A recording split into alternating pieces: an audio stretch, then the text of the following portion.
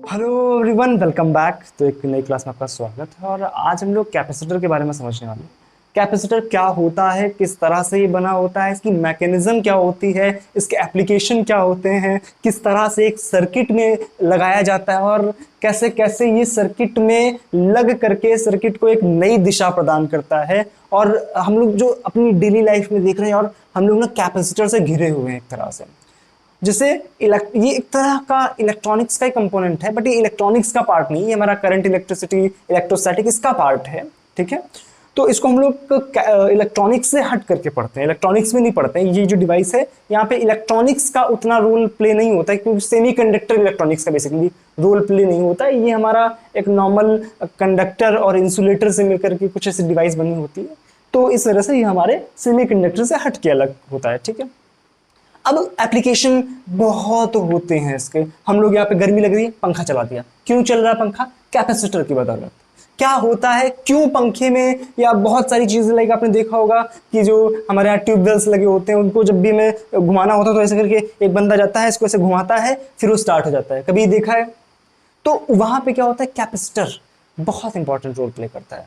ठीक है, तो जनरली क्या इसका यूज होता है, इसको समझने के पहले हमें इसकी थोड़ी सी जो मैकेनिज्म है, इसका थोड़ा सा जो स्ट्रक्चर है, क्या किन किन चीजों से मिल करके बना होता है, वास्तविकता में क्या होता है, इसको समझना जरूरी है। ठीक है, तो फर्स्ट ऑफ ऑल कैपेसिटर क्या होता है, देखो ध्यान से। क्या चीज? कैपेसिटर। कैपेसिटर देखा जाए तो एक तरह से स्टोरेज ऑफ एनर्जी होता है। क्या होता है? Storage of energy. कि कैपेसिटर अपने अंदर एनर्जी को स्टोर करता है। सिंपल। अच्छा, कैपेसिटर क्या करता है?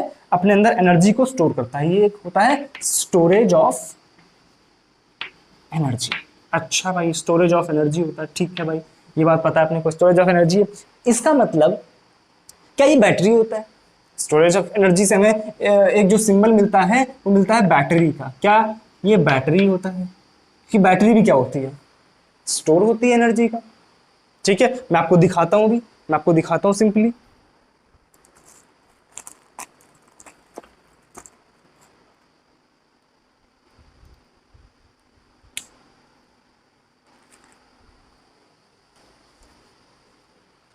देखो, ये क्या है? एक बैटरी।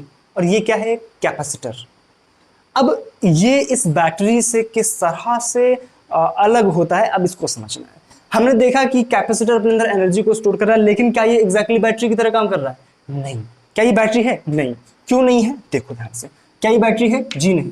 बैटरी जो होती है वो भी एक एनर्जी का स्टोर होती है, बट वो एक कॉन्टिन्यूअस एनर्जी का सोर्स होती है। वो लगातार एनर्जी देती रहती है जब तक कि वो पूरी तरह से खत्म ना हो जाए।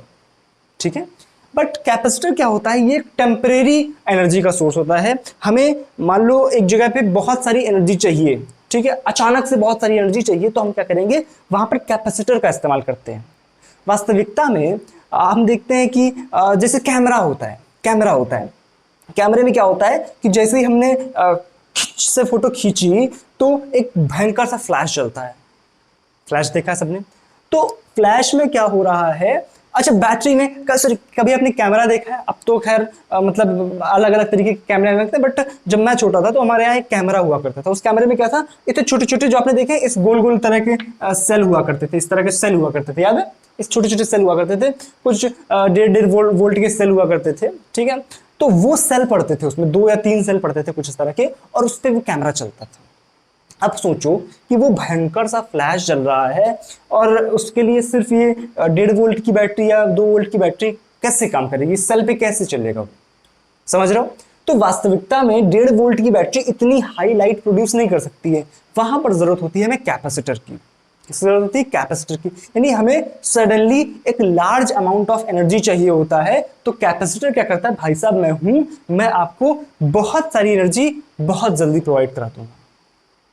ठीक है, कैपेसिटर चार्ज होता है first of all power supply से, और फिर वो एनर्जी को प्रोवाइड कराता है। सिंपल। अच्छा, ओके। अब ये बनता कैसे कैपेसिटर? ये तो बात समझ आई, ये स्टोरेज ऑफ एनर्जी होता है। इसके बारे में थोड़ा सा लिख लेना कि स्टोरेज ऑफ एनर्जी है, हमें सडन अमाउंट ऑफ एनर्जी अगर चाहिए होता है, कुछ लार्ज अमाउंट ऑफ एनर्जी चाहिए होता है सडनली, तो हम क्या करते हैं, कैपेसिटर का यूज करते हैं। एग्जांपल के लिए लिख लेना, पंखा हो गया, ठीक है, फ्लैश हो गया, वो जो जनरेटर वाला वो होता है उसमें भी कैपेसिटर का इस्तेमाल होता है, ठीक है। तो ये सारी चीजें आप एग्जांपल में लिख सकते हो। इवन हम देखते हैं हर सर्किट, आप अगर कोई भी सर्किट आप खोलो तो उसमें क्या होगा, आपको छोटे छोटे से कैपेसिटर्स लगे जरूर मिलेंगे। कोई भी कैपेसिटर आपका बिना सॉरी कोई भी सर्किट आपका बिना कैपेसिटर के कंप्लीट नहीं होता। इवन मैंने आपको जब ट्रांजिस्टर का भी सर्किट बना के दिखाया था एज एन एम्पलीफायर, तो वहां पर भी मैंने कैपेसिटर लगाया था, याद है, वहां पर भी मैंने कैपेसिटर लगाया था। इस तरह का सर्किट मैंने बनाया था, याद है, याद है, इस तरह का सर्किट मैंने बनाया था, याद है। ये कैपेसिटर लगाया था, ये कैपेसिटर लगाया था। मैंने कहा था क्यों लगा रहे हैं, उसका मैंने एप्लीकेशन बताया था। वहां पे क्या कर रहा था, वो यहां से आने वाले डीसी सिग्नल को रोक रहा था। कैसे रोकेगा, वो सारी बातें सीखेंगे। बट आप देखो कि कोई भी सर्किट आप लो, वहां पर कैपेसिटर तो लगा ही लगा होना है, ठीक है। अच्छा, अब सोचो कि हमें करना, अब आते हैं इसकी बिल्कुल बेसिक फिजिक्स पे, ठीक है। ये हमने इसके एप्लीकेशन देखा कहां कहां हो सकता है। अब बेसिक फिजिक्स की बात करते हैं। हमें चाहिए स्टोरेज ऑफ एनर्जी। अच्छा, इसका मतलब हमें उसमें कुछ तो एनर्जी अगर हो रखनी है, तो लाइक हम कैसे एनर्जी स्टोर करेंगे। मान लो हमारे पास एक स्फीयर था, क्या था हमारे पास, एक स्फीयर था, ठीक है, कंडक्टिंग स्फीयर था। मान लो क्या हमारे पास, कंडक्टिंग स्फीयर, ये क्या हमारे पास, कंडक्टिंग स्फीयर, ठीक है, कंडक्टिंग स्फीयर था। हमने क्या किया, इस पे क्यू अमाउंट ऑफ चार्ज दिया। तो हम जानते हैं कोई भी कंडक्टर होता है, कोई भी कंडक्टर होता है, कंडक्टर पे अगर हम चार्ज डालते हैं तो वो उसके आउटर सरफेस पे आ जाता है, ठीक है भाई। मान लो प्लस क्यू चार्ज अगर हमने दिया, तो ये जो है प्लस क्यू चार्ज, अगर ये स्फीयर हमारा सिमेट्रिक है, चारों तरफ से यूनिफॉर्म है, तो जो चार्ज है वो भी यूनिफॉर्मली डिस्ट्रीब्यूटेड। ये सारी मैंने इलेक्ट्रोस्टैटिक्स में चर्चा करी है कि कैसे होता है, ठीक है। नहीं देखा है तो एक बार देख लो जाके वो लेक्चर, कैसे यहाँ पे डिस्ट्रीब्यूट होता है, ठीक है। तो प्लस क्यू चार्ज पूरी तरह से डिस्ट्रीब्यूट हो जाता है। फिर मैंने इसकी पोटेंशियल एनर्जी की बात करी थी कि अगर हमारे पास स्फीयर है, स्फीयर पे हमने क्यू चार्ज डाला हुआ है, तो उस पे क्यू चार्ज इस तरह से डिस्ट्रीब्यूटेड होता है कि जो इलेक्ट्रिक फील्ड लाइंस होती हैं वो उसके डायरेक्टली परपेंडिकुलर होती हैं। क्यों परपेंडिकुलर होती है, क्योंकि अंदर जो होता है इलेक्ट्रिक फील्ड जीरो होता है और इक्विपोटेंशियल रीजन बनता है, वी जो होता है कांस्टेंट होता है। इस वजह से इलेक्ट्रिक फील्ड लाइन जो होती है परपेंडिकुलर होती है, और एनर्जी जो होती है in the form of electric fields होती है। एनर्जी क्या होती है, in the form of electric field. तो ये इलेक्ट्रिक फील्ड के फॉर्म में एनर्जी होती है। कहां से कहां तक, कि अंदर इलेक्ट्रिक फील्ड होता है, नहीं, कहां से कहां तक होता है, आर से लेकर के इंफिनिटी तक। तो एनर्जी जो है in the form of electric field, in form of electric field distributed होती है आर से लेकर के इंफिनिटी तक। क्या ये बात हमें समझ आती है, हमने पहले भी सीखा हुआ है कि एनर्जी जो है आर से लेकर के इंफिनिटी तक फैली हुई है, सिंपल। अच्छा, अब अगर आर से लेकर के इंफिनिटी तक एनर्जी बिखरी हुई है, तो हमें ये बात तो पता चल रही है कि ये चीज जो है हमें एनर्जी दे सकती है, ये चीज हमें एनर्जी दे सकती है, यानी ये भी एनर्जी को स्टोर करके रख पा रहा है। एक हमने जो कंडक्टिंग स्फीयर लिया है उस पर अगर हम क्यू चार्ज डाल रहे हैं, तो वो भी एज अ कैपेसिटर हमारे पास काम करेगा, एज अ कैपेसिटर काम करेगा। ये कैपेसिटर बन गया हमारे पास, क्यों, क्योंकि इसमें पोटेंशियल एनर्जी जो होती है वो आर से लेकर के इन्फिनिटी तक होती है। कितनी होती है, उसका अमाउंट भी हम लोगों को याद होगा, मैंने आपको बताया था। उसका अमाउंट क्या होता था, के क्यू स्क्वायर बाई 2r। ये हमारे पास एनर्जी थी जो कहां से कहां तक डिस्ट्रीब्यूटेड थी, आर से लेकर के इंफिनिटी तक थी। बहुत बढ़िया, इतनी बात हमें समझ आती, कोई दिक्कत नहीं आता, ठीक है। अच्छा, तो हम क्या इसको कैपेसिटर की तरह यूज कर सकते हैं, क्या कर सकते हैं, देखते हैं, ठीक है। अब जब भी हम कैपेसिटर की बात करते हैं, तो कैपेसिटर की एक प्रॉपर्टी होती है, ठीक है। कैपेसिटर की प्रॉपर्टी क्या होती है, जिसको बोलते हैं कैपेसिटेंस। क्या बोलते हैं, कैपेसिटेंस, ठीक है। बेसिकली कैपेसिटेंस ये बताता है कि एक ट्रांजिस्टर कितना कैपेबल है, सिंपल।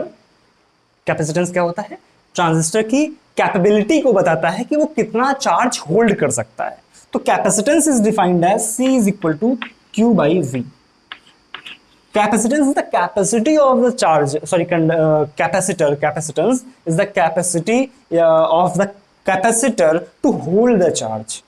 कि पर यूनिट हम अगर उस पर वोल्टेज लगा रहे हैं, पर यूनिट पोटेंशियल है, तो उस पर कितना चार्ज वो होल्ड कर पा रहा है, दैट इज द कैपेसिटेंस। यानी 1 वोल्ट पे अगर वो कैपेसिटर 2 कूलम चार्ज को होल्ड कर पा रहा है, अगर उस जो हमारे पास कैपेसिटर है उस पर उसका पोटेंशियल 2 वोल्ट है, सॉरी 1 वोल्ट है, अगर कैपेसिटर का पोटेंशियल 1 वोल्ट है और वो कैपेसिटर हमारे पास 2 कूलम चार्ज होल्ड कर पा रहा है, तो हम बोल सकते हैं कि उसकी कैपेसिटेंस 2 फैरड या पहले 2 कूलम पर वोल्ट या 2 फैरड होती है। कूलम पर वोल्ट को हम फैरड से डिनोट करते हैं।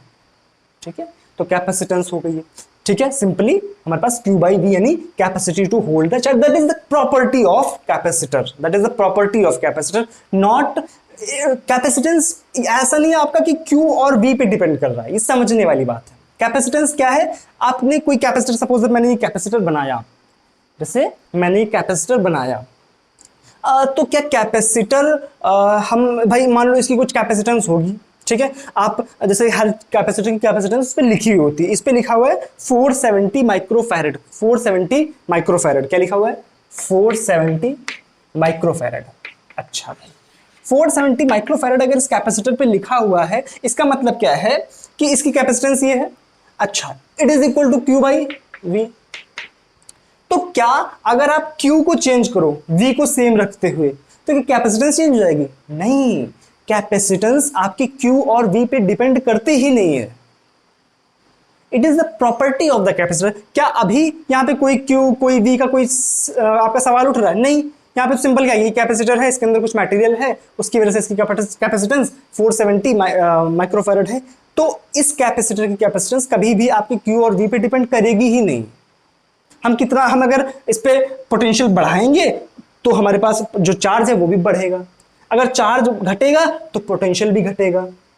ये होता है सिंपल लॉजिक कि हमारा ये दोनों इसका रेशियो जो होता है वो हमेशा कांस्टेंट होता है, दैट इज द कैपेसिटेंस। जैसे हम लोग रेसिस्टर की बात करते हैं, एक रेसिस्टर जब हम लेते हैं तो मैंने आपको कई रेसिस्टर दिखाए थे।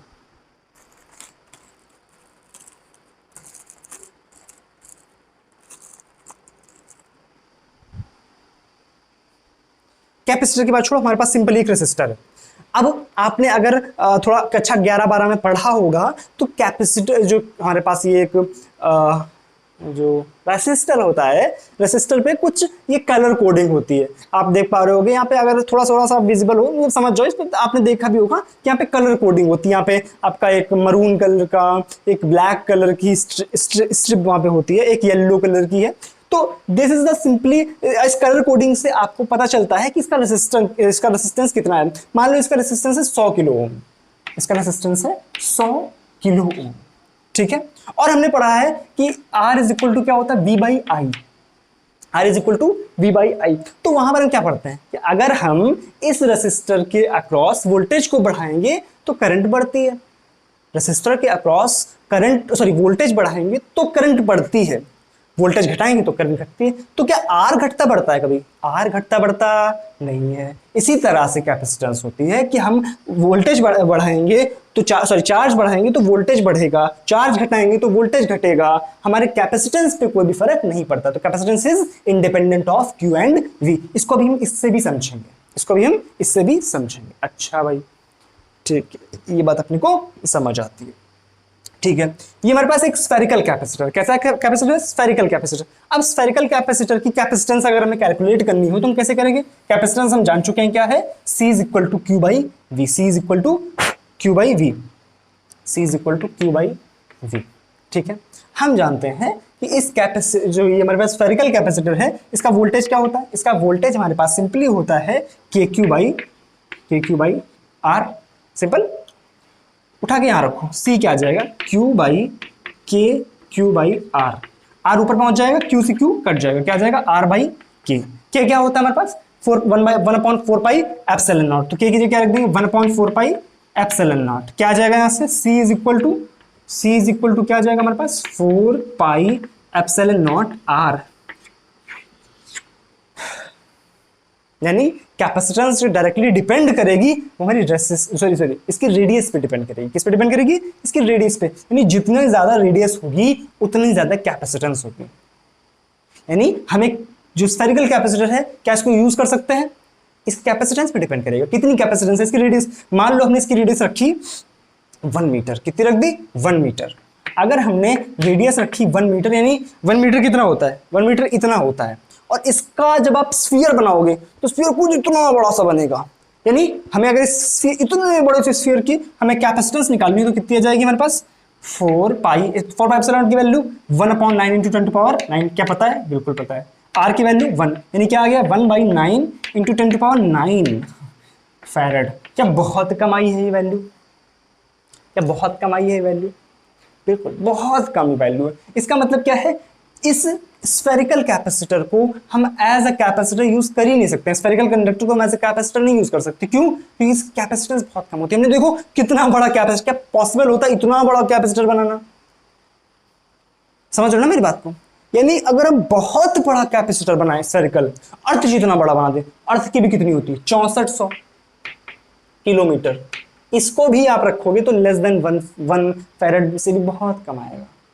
इसका मतलब क्या है, हम स्फेरिकल जो कंडक्टर है, क्योंकि अर्थ भी हमारा कंडक्टर होता है ना, स्फेरिकल जो हमारे पास कंडक्टर है उसको हम एज अ कैपेसिटर यूज नहीं कर सकते हैं।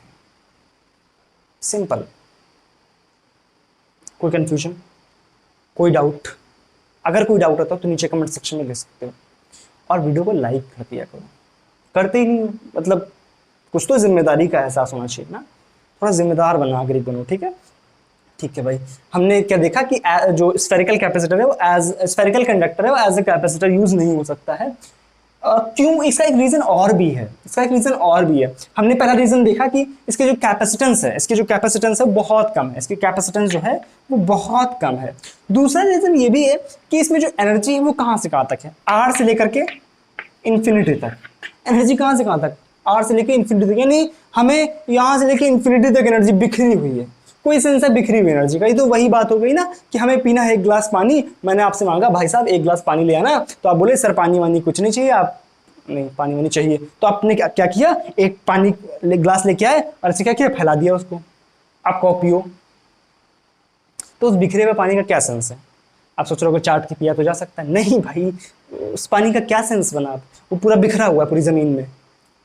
समझ रहे हो मेरी बात को? समझ रहे हो? समझ रहे हो? तो जो स्फेरिकल कंडक्टर है उसके 2 ड्रॉबैक हैं। पहला ड्रॉबैक ये है कि उसकी कैपेसिटेंस बहुत कम होती है। दूसरा ड्रॉबैक है कि उसमें एनर्जी जो होती है वो बिखरी होती है आर से लेकर इन्फिनिटी तक, तो उस एनर्जी की कोई भी उस एनर्जी का कोई भी यूज नहीं किया जा सकता। तो this was all about spherical capacitor. अब किस तरह से हम यहां से इवॉल्व होते हैं दूसरे कैपेसिटर्स की तरफ, उसकी बात करेंगे। फर्स्ट ऑफ ऑल इसको नोट करो, अपनी भाषा में लिखो जरूर। तो हमने बात करी कि अगर हमारे पास एक स्फेरिकल कैपेसिटर है जिस पर प्लस क्यू चार्ज बिखरा हुआ है, जिस पे प्लस क्यू चार्ज बिखरा हुआ है, तो उसकी कैपेसिटेंस, अगर इसकी रेडियस हमारे पास आर थी तो हमने इसकी कैपेसिटेंस लिखी 4πε0 आर। सिंपल। और सी होता क्या है वास्तविकता में, Q/V, जहां से हमने इसको कैलकुलेट किया था। अच्छा, अब हमने क्या किया, इस मतलब वास्तविकता में हुआ क्या है यहाँ पर कि इस कैपेसिटर के पास में, जो कंडक्टर स्फेरिकल कंडक्टर है, इसके पास में एक न्यूट्रल कंडक्टर रखा गया। क्या रखा गया? एक न्यूट्रल कंडक्टर। यानी ये हमारे पास चार्ज कंडक्टर था, इस पे प्लस क्यू चार्ज बिखरा हुआ था, और इसके पास में क्या हुआ, एक न्यूट्रल कंडक्टर रखा गया। ठीक है, अब न्यूट्रल जब कंडक्टर रखा गया तो वास्तविकता में क्या होगा, इस पॉजिटिव चार्ज की वजह से क्या यहाँ पर निगेटिव इंड्यूस होगा और यहां पर पॉजिटिव इंड्यूस होगा। सिंपल बात। अच्छा, जब हम C = Q/V लिख रहे हैं तो यहां पर V क्या है? V क्या होता है? V होता है उसका potential difference between the basically between, जब जैसे हमने ये बनाया था तो यहां पर हम V लिख रहे हैं तो V क्या था? V था कि जो यहां पर हमारे पास इसका पोटेंशियल होगा और जो इन्फिनिटी पे पोटेंशियल होगा उसका डिफरेंस बेसिकली। ठीक है, तो क्योंकि चार्ज हम कहां से लाते हैं? इन्फिनिटी से। चार्ज हम कहां से लाते हैं? इन्फिनिटी से। ठीक है, तो जब हम यहां पर V लिखेंगे, जब हम V लिखेंगे तो इस कैपेसिटर का या इस कंडक्टर का जब हम V लिखेंगे तो वास्तविकता में V का फॉर्मूला क्या था? KQ/R। V क्या था? KQ/R। R तो सेम रहा, बट Q क्या है, इस जब पोटेंशियल में टोटल लिखा यहां पर तो V क्या होगा? V लिखा जाएगा KQ/R, इसका वाला, और इस नेगेटिव की वजह से यहां पर जो पोटेंशियल होगा वो कम हो जाएगा। इस नेगेटिव की वजह से यहां पर पोटेंशियल जो होगा वो कम होगा। समझ आ रही बात? समझना ध्यान से। V टोटल क्या होगा? V टोटल जो होगा, V टोटल जो होगा वो होगा V of this conductor 1, V of the conductor 1 plus V of negative charge plus V due to positive charge, वो लास्ट वाला। सिंपल, इन इसकी वजह से यहां पोटेंशियल प्लस इस चार्ज की वजह से यहां पोटेंशियल प्लस इस चार्ज की वजह से वहां से पोटेंशियल। समझ आ रही बात? अब इसका वाला क्या था, के क्यू बाई आर। अब ध्यान से सोचो कि नेगेटिव चार्ज मान लो हमारे पास था माइनस क्यू और पॉजिटिव चार्ज था प्लस क्यू, तो इस नेगेटिव चार्ज की वजह से जो पोटेंशियल आएगा दैट विल बी के क्यू बाई आर वन, और पॉजिटिव की वजह से आएगा के क्यू बाई आर टू। ठीक है, अब बताओ आर वन ज्यादा है या आर टू? क्या ऑब्वियसली आर टू ज्यादा है। जब R two is greater than R one, इसका मतलब क्या है, K Q by R two, sorry R one is greater than K Q by R two, क्योंकि आर टू बड़ा है तो उसकी क्वांटिटी छोटी होगी क्योंकि डिनोमिनेटर में है। इसका मतलब क्या है, ये वाली क्वांटिटी बड़ी है और ये वाली छोटी है। यानी हमारे पास अगर ये के क्यू बाई आर, अगर मान लो के क्यू बाई आर की वैल्यू थी हमारे पास 10 और इसकी वैल्यू हमारे पास जो हमारे पास के क्यू बाई आर वन की वैल्यू है -3 और के क्यू बाई आर टू की वैल्यू है 2, क्योंकि बड़ा है, तो वास्तविकता में जो टोटल आएगा वो आएगा 10 प्लस 2 माइनस 3 यानी 9, यानी क्या आएगा 9। तो जो V टोटल आएगा that will be less than VC1। क्या ये बात समझ आती है? That will be less than VC1, अर्थात पहले जो हमने कैपेसिटेंस लिखी थी ये C, अब जो होगा जब मान लो अब इस पूरे सिस्टम की हम कैपेसिटेंस लिखेंगे C dash is equal to Q total, basically Q तो Q ही रहेगा, क्यों? क्योंकि ये Q plus minus Q plus plus Q, तो ये Q तो खत्म हो जाएगा, बचेगा कि हमारे पास Q बाई, जैसे हम इसकी लिख रहे हैं ना, Q बाई V टोटल, और V टोटल जो है VC1 से छोटा है, इसका मतलब कैपेसिटेंस जो आएगी, कैपेसिटेंस C डैश जो आएगी that will be greater than C। क्या इससे कैपेसिटेंस बढ़ गई?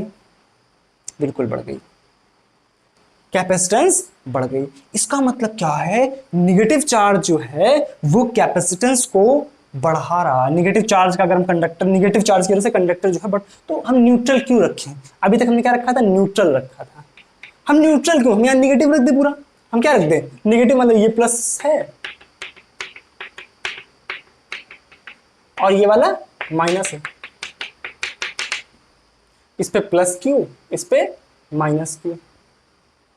ठीक है, अब क्या है वास्तविकता में करते क्या है हम कि इससे प्लस क्यू उठाते हैं और यहां पर डाल देते हैं, इससे प्लस क्यू उठाते हैं यहां पर डाल देते हैं, तो टोटल चार्ज जो होता है हमारे पास क्यू ही रहा। ठीक है, पोटेंशियल डिफरेंस हमें लिखना होगा तो V क्या आ जाएगा। अब जो V आएगा क्या वो इससे भी छोटा आएगा, क्योंकि अब यहां पे नेगेटिव चार्ज है, समझ रहे हो? अब जो है नेगेटिव चार्ज यानी V डबल प्राइम, मान लो V डबल प्राइम जो है वो V टोटल से छोटा आएगा, V टोटल से यहां जो V टोटल आया था उससे भी छोटा आएगा, समझ रहे हो? इसका मतलब क्या है, जो C डबल डैश आएगा वो C डैश से भी बड़ा आएगा, और C डैश तो C से बड़ा ही था। इसका मतलब है कि अगर हम पॉजिटिव कंडक्टर और नेगेटिव कंडक्टर को आपस में पास पास रख दें तो कैपेसिटेंस बहुत बढ़ जाएगा। क्यों? यहाँ पर नेगेटिव चार्ज थोड़ा सा जो पोटेंशियल उसको कम कर रहा है, तो ज्यादा नेगेटिव होगा तो बहुत पोटेंशियल कम हो जाएगा। सिंपल सी बात, सीधा मैंने पूरा एक्सप्लेन किया यहाँ पर। ठीक है, अर्थात हमारे पास जो टोटल कैपेसिटेंस आएगी that will be much much greater than this capacitance, जो इसकी कैपेसिटेंस आई थी। अर्थात जो एनर्जी है वो हमें ज़्यादा अच्छी मिलेगी यहाँ पर जो। अच्छा एक चीज़ और, अगर मैं इसमें इलेक्ट्रिक फील्ड लाइंस ड्रॉ करूँ, अगर मैं इसकी ये चीज़ नोट कर लेना, नीचे वाला नोट कर लेना, फिर मैं इसकी एनर्जी फील्ड लाइंस ड्रॉ करता हूँ, sorry electric field lines draw करता हूँ। देखो ध्यान से, हमारे पास ये था और ये था, ठीक है, इस पे प्लस था और इस पे माइनस था। ठीक है, तो इलेक्ट्रिक फील्ड लाइंस कैसे बनाई जाएंगी?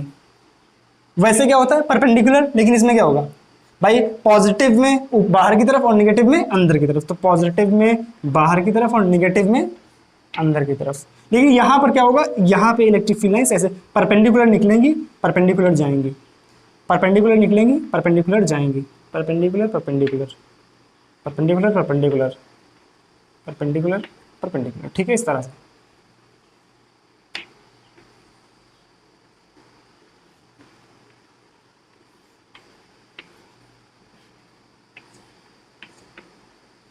ठीक है,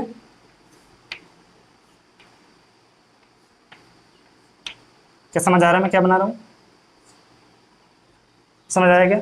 ये बनेगी इनकी इलेक्ट्रिक फील्ड लाइंस। अब देखो, अब देखना, जो एनर्जी हमें, कैपेसिटेंस बढ़ी कि नहीं बढ़ी? कैपेसिटेंस बढ़ी, लेकिन ध्यान से देखो, अभी ये वाली जब उसमें क्या था, पूरी एनर्जी थी आर से लेके इन्फिनिटी तक बिखरी हुई थी, लेकिन यहां पर क्या है, ये जो इलेक्ट्रिक फील्ड लाइंस हैं ये आपको एक डेफिनेट रीजन में मिल रही, यानी यहां पर जो एनर्जी होगी, इस इतने रीजन में जो एनर्जी है वो हमें कन्फाइंड तो मिल रही है, लेकिन अभी जो ये एनर्जी है, ये वाली इलेक्ट्रिक फील्ड लाइंस है, ये वाली इलेक्ट्रिक फील्ड लाइंस है, ये आर से इन्फिनिटी तक है। अर्थात कुछ रीजन में जो एनर्जी है वो कन्फाइंड भी हुई है, और कुछ रीजन में अभी भी जो एनर्जी है वो बिखरी हुई है। अब सॉल्यूशन क्या आता है इसका? इसका जो सॉल्यूशन आता है that is the parallel plate capacitor, that is parallel plate capacitor, parallel plate capacitor, parallel plate capacitor. अब कैसे पैरेलल प्लेट कैपेसिटर, इस कैपेसिटर का सॉल्यूशन बनता है, कैसे उसमें जो पूरी की पूरी एनर्जी है वो कन्फाइंड हो जाती है, और कैसे उसकी जो हमारी कैपेसिटेंस है वो इसकी कैपेसिटेंस के कंपैरिजन में बहुत ज्यादा हाई होती है, इसकी बात करेंगे अगली क्लास में। फंडा क्लियर है आज का? क्या हमने बात करी? हमने स्फेरिकल कैपेसिटर में बात करी, किस तरह से जो एनर्जी जो कन्फाइंड नहीं थी उसको हम एक डायरेक्शन में लेके चले जो कि कन्फाइंड होने की डायरेक्शन थी, और वहां से हमें एक लीड मिली पैरेलल प्लेट कैपेसिटर की, जिसकी चर्चा हम लोग कल की क्लास में करेंगे। कोई डाउट? कोई डाउट हो मुझे कमेंट सेक्शन में लिख सकते हैं, ठीक है? चलो अब मिलेंगे अगली क्लास में, तब तक के लिए thank you so much, bye bye.